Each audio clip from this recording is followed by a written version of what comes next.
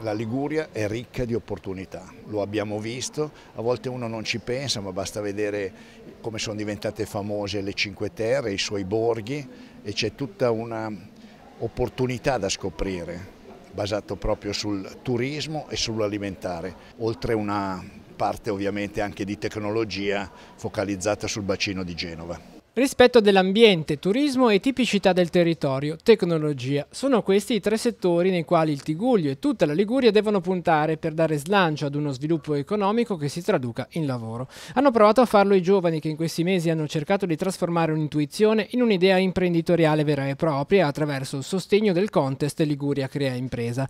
Tre quelli che oggi saranno scelti tra i progetti più validi e con maggiori possibilità di sviluppo sui 9 che hanno partecipato alla giornata conclusiva a cui ha portato i saluti delle istituzioni il presidente della Regione Liguria Giovanni Toti. A dare ai partecipanti spunti e suggerimenti gli imprenditori liguri che li hanno incontrati faccia a faccia e che hanno cercato di indicare quali strade da seguire per lo sviluppo della loro idea imprenditoriale. Su questo dobbiamo puntare, a partire ovviamente dalle eccellenze che è l'Istituto di Tecnologia, al CNR, alla stessa università, e questo deve essere un ecosistema che insieme agli incubatori, questo vabbè è il caso principe, lo conosciamo, ma ce n'è anche altri, su questo si deve sviluppare veramente tutto un settore dell'innovazione che non può che portare dei grossi numeri. Noi come azienda in altri territori come dire, aiutiamo la creazione di start-up legate più al mondo dell'energia, delle tecnologie e dell'energia.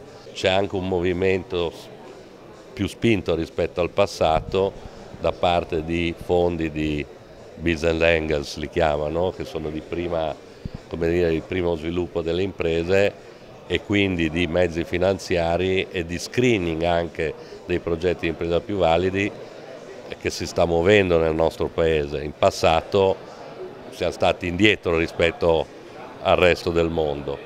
Qualcosa si muove in quella direzione, quindi io mi auguro che fra qualche anno ne vedremo i risultati.